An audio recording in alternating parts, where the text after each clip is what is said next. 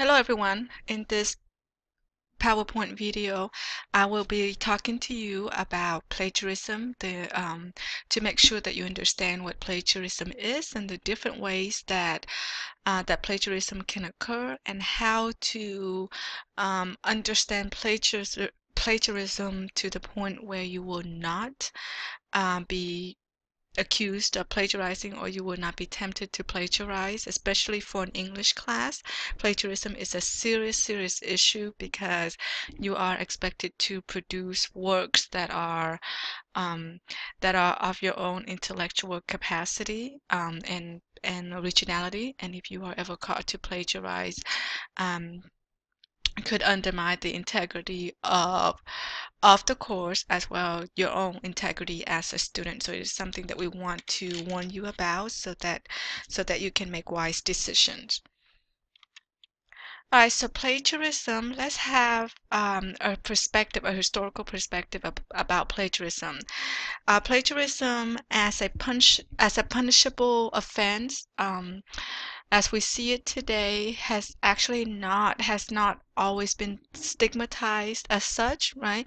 Historically, if you look back as far as, or as recent as the mid 1900s, if you go back in time, you would see that that the concept or the idea, right, was not viewed as an unethical practice or a punishable offense by law even, right? Historically, plagiarism, or, if you copy or if you reference another person's work in your own work, right, it is regarded as a praise or flattery, or an expression of your esteemed regard for the source or for the work, right? So back then, for the most part, to admire someone's work meant to use, meant to use it and integrate it in your own work. So to contain parts of someone else's work without explicitly attributing the author to the work that you use has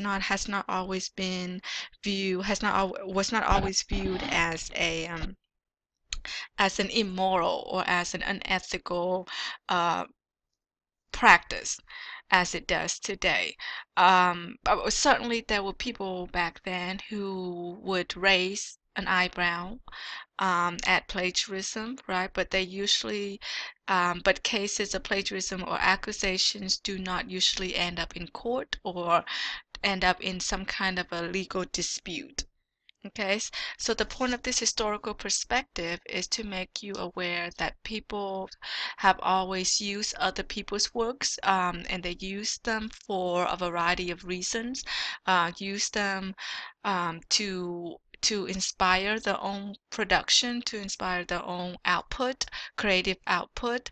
Build People may use other people's works as a kind of springboard to their own creativity and imagination, or as a kind of a way to explore further on a topic and things like that. Okay, so it wasn't always regarded as such an offensive practice.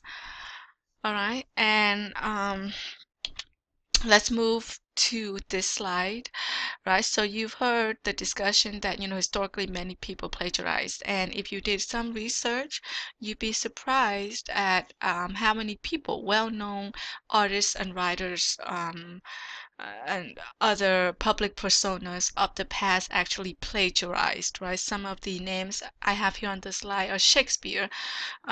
Shakespeare, a lot of the sources for Shakespeare plays were already available during his time, and most of his sources came from chronicles of history.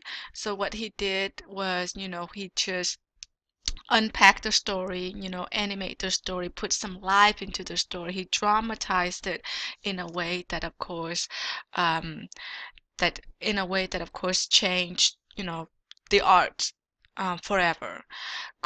Samuel Coleridge was another um, poet who was also accused of plagiarism. Oscar Wilde was a Victorian writer,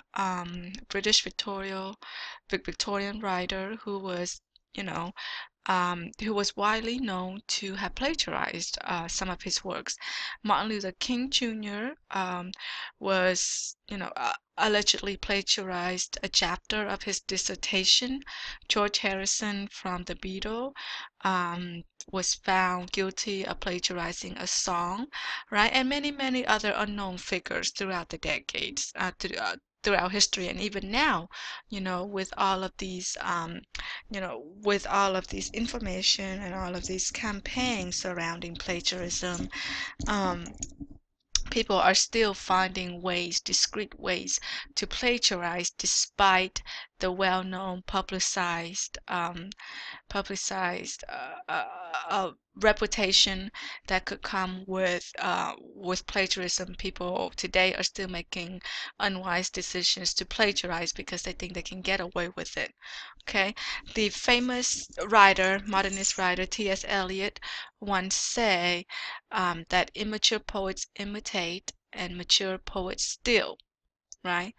This little short quotation precisely and concisely captures the attitude back then held by the artistic elite, you know, um, held by the artistic elite on the topic or on the issue of plagiarism, right? So as you can see, as encapsulated or conveyed by this quotation, that plagiarism was more of the norm, and it was justified in this way. Now, I did not put all of these names up here, some of whom may be familiar to you, to kind of influence or to help to change your perspective or your perception about these people. That's not why at all, but they're up there, and these examples are provided to kind of help you to see the larger historical picture of plagiarism and how the public perception of it changed over time, right, to where it is today. Right? So people don't, so plagiarism is not simply a writing issue, right? It also occurs in other artistic areas. Musicians and songwriters have been known to, not have been known, but some of them were accused of plagiarism. There are some very recent there are some very recent cases of plagiarism in music and pop culture in the past few years. You can also be accused of plagiarizing architectural designs or other kinds of visual designs or artistic designs as well. Okay. All right, so with all of that talk about plagiarism, what is plagiarism? Plagiarism is the practice of taking someone else's work, idea, images, or any other kind of expression, which is called intellectual property, without giving him or her credit, and thereby making them appear as your own. Right? This is a very, very important idea here. I'm sorry, I accidentally clicked that.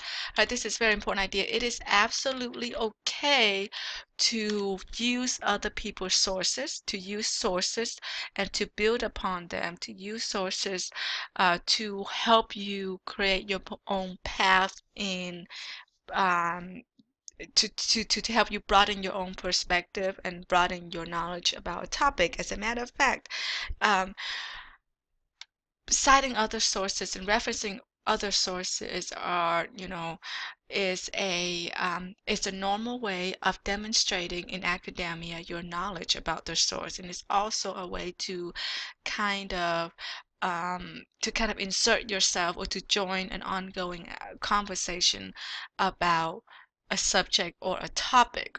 Okay, so you cannot, advance your academic studies by working in isolation. You have to incorporate and you have to show, that it is a community, and knowledge is and knowledge comes from shared contribution, right? And to do that, you have to know what's already been done and what has not been done, okay, and all of that thing. So it's absolutely okay to include research information and to use other people's ideas. But when you do that, you have to give them credit. Okay, it becomes unacceptable when you use other people's idea without giving them credit. Okay, and that's when plagiarism comes in. So there is an important distinction of using sources but giving your sources idea which are the credit which is recommended, and using sources without giving your sources credit. And when you do that, what you're really doing is you're passing off these ideas as your own, and that's plagiarism. Plagiarism, in short, is theft of intellectual property. Right? So there are some common types of plagiarism that we're going to discuss. The four common types of plagiarism are verbatim plagiarism, mosaic plagiarism, accidental plagiarism, and self-plagiarism. Verbatim plagiarism is when you copy a source's idea word for word as if the words are your own. So this is when you use a source's idea and you represent the source's idea in the source's word. Okay, but you do that without using quotation marks. So the absence of quotation marks around around your source's words is an example of verbatim plagiarism, because you are stealing the idea verbatim, word for word. And without the quotation marks, you're passing off these words as your own, and that's not acceptable. So how do you remedy this? If you should ever catch yourself doing this as you're proofreading your essay, well, use quotation marks. And of course, document your source, give your source credit. And caution, but of course you do not want to go excessively in your essay. Okay, you want to stick to or stay within the 20% rule. You want to observe the 20% rule, and do not quote more than 20% of your paper. Mosaic plagiarism is when you represent or use a source's idea. Is when you represent a source's idea or use a source's idea, and you convey that idea by using some of the source's original language, with a few words or phrases changed here and there. Okay, so this is where you're using the source's idea and you're still keeping, for the most part, the source's own words, right? But in your effort to make it your own, okay, you change some phrases here, some words here and there, right? So you're kind of breaking up the quotation by keeping some of the author's words and replacing some of the words with your own words, okay? And that's not acceptable, because what it does is it does create a mosaic product wherein the source's words and your own substitutions can be confused, right? And it is dishonest, right? So um, how do you make sure that you do not commit mosaic plagiarism? Well, you need to decide what you want to do. Do you want to quote, or do you want to paraphrase completely in your own words? Do one or the other, but do not do both. If you're going to quote your source faithfully, word for word, and use quotation marks. If you're going to paraphrase the idea completely in your own words, while maintaining or while preserving the integrity and the original meaning of the source. Okay. Accidental plagiarism is when you use a source idea without giving the source credit. And of course, the word accidental is, giving you the benefit of the doubt. Maybe you do this not accidentally. Maybe you purposely or deliberately plagiarize, right? So this is pretty much general. Right? Plagiarizing is when you're using a source idea without giving the source credit. Now you can do this by quoting the source or by paraphrasing the source idea in your own words completely, but you do not give the source credit. Okay, and this is the part that makes it unacceptable. Okay, so how do you remedy against this type of plagiarism? Well, document your source. And in MLA style, you document your source each and every time you cite a source by by ending it with the parenthetical citation, which the MLA style discussion and lecture um, explains. But remember, keep in mind that each and every time you cite a source, you must give your source credit. Self-plagiarism is when you're recycling or reusing works or parts of works that you've already submitted previously for a grade for another class or even the same class. Okay, so how do you remedy against this? Create new and original works for every assignment in every class. You wouldn't use the same coupon twice with you, because the idea is that one work equals one opportunity for credit. One work, one grade. Okay, so that's what you need to keep in mind.